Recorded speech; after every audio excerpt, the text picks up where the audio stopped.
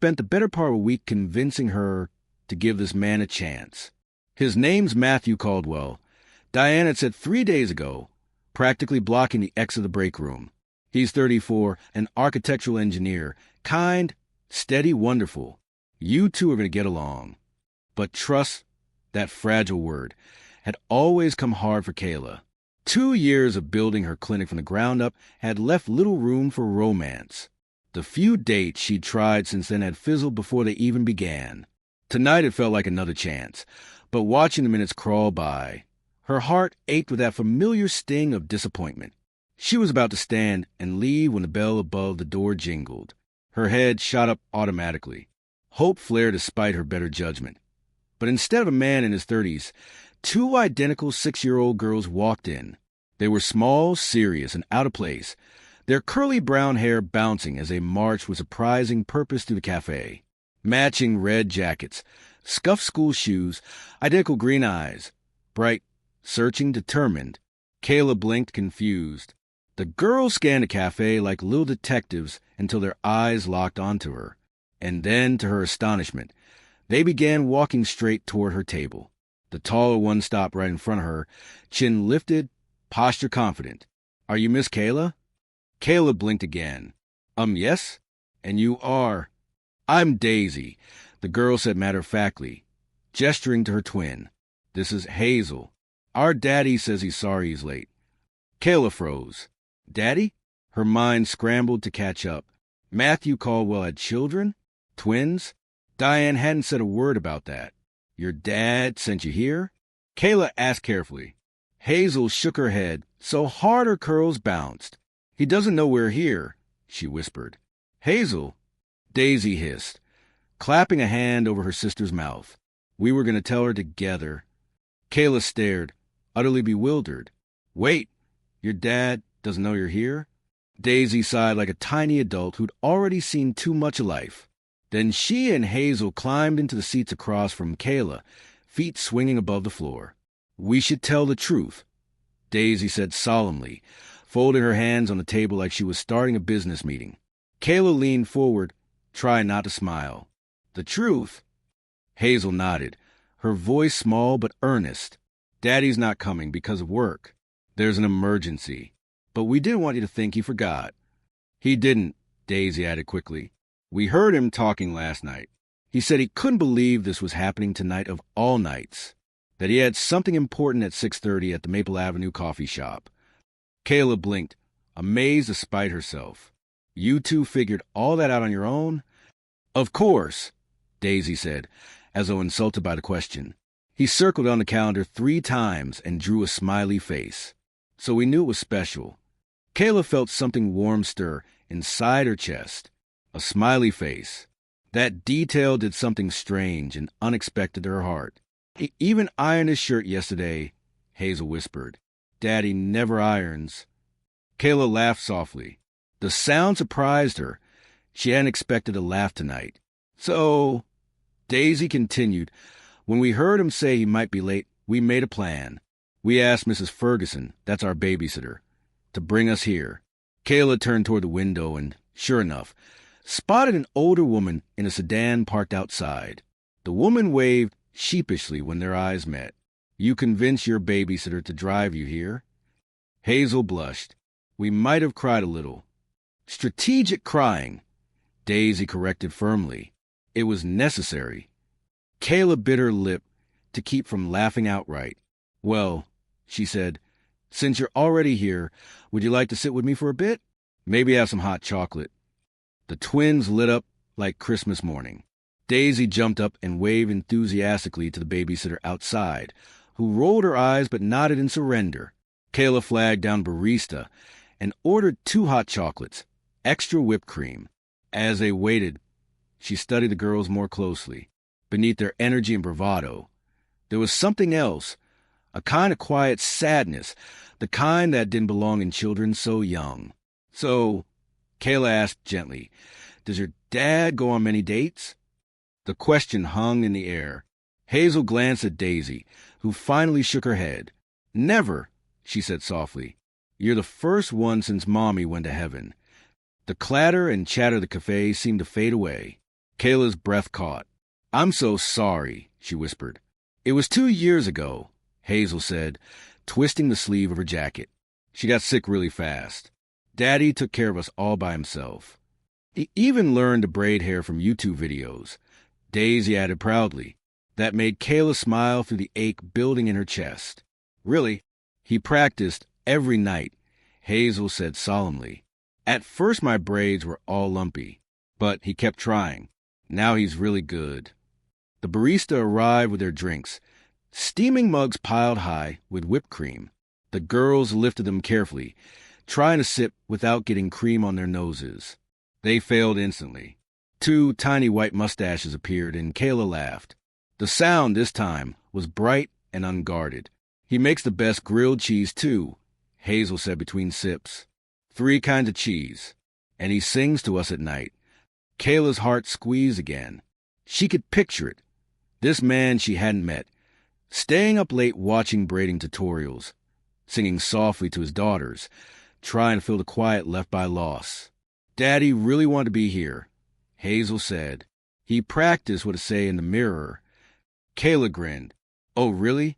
Daisy sat up straighter, deep in her voice comically. "Hi, I'm Matthew. Nice to meet you." "Wait, no, that's not it." "Hello, Kayla, She stopped dramatically.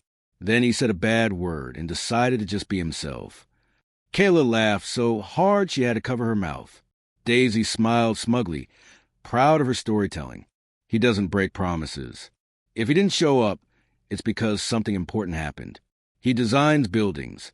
He says if something's wrong with the foundation, the whole thing could fall down." Kayla nodded slowly. She was beginning to see the picture clearly now. "You must be proud of him," she said softly. Both girls nodded. "He's the best daddy." Hazel's smile faltered. "But sometimes he's sad. He looks at Mommy's picture at night. We see him." Kayla's eyes filled. She reached across the table, squeezing Hazel's hand. "He's lucky to have you both." "That's why we wanted him to meet someone nice," Daisy said earnestly. "Aunt Diane said you were kind. We wanted him to smile again." Diane. The name clicked. Matthew's sister-in-law, the same Diane who'd set Kayla up. Kayla smiled through the lump in her throat. "Well, I'm very glad you came tonight."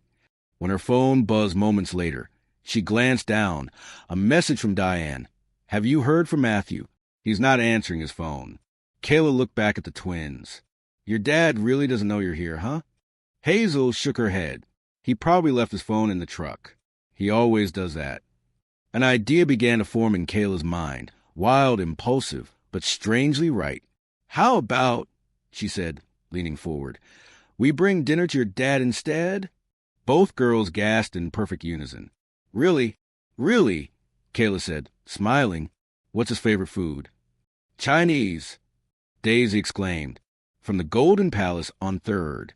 Orange chicken, sweet and sour pork, fried rice, and the crispy spring rolls." "Then that's exactly what we'll get," Kayla said, pulling out her phone. "And maybe some extra for his crew." As she placed the order, the girls told her stories about how their dad had built them a tree house, how he fixed their toys, how he made butterfly-shaped pancakes every Saturday. By the time the food was ready, Kayla felt as if she'd known them for years. 20 minutes later, the 3 of them were in Mrs. Ferguson's sedan, the smell of Chinese food filling the car as the city lights blurred past. Ahead, glowing under the floodlights, stood the half-built skeleton of a new library, Matthew Caldwell's project, and the reason for his absence. The car slowed as they turned onto a gravel road. Ahead, the half-finished structure of a new city library loomed under the harsh white glare of construction lights. Scaffolding wrapped around concrete pillars, and the metallic clang of tools echoed through the cool night air. Workers in reflective vests moved like shadows among the beams. Mrs. Ferguson parked near the site entrance and sighed. "I'm not sure this is a good idea," she said softly, turning in her seat. "Your father's probably very busy." But Daisy and Hazel were already unbuckling their seat belts, their excitement barely contained. Kayla smiled reassuringly.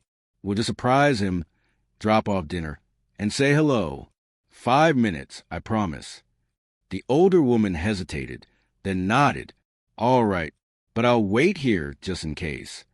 Kayla gathered the warm takeout bags and stepped out into the crisp evening. The twins trotted beside her, holding hands, their matching red jackets bright against the gray construction dust.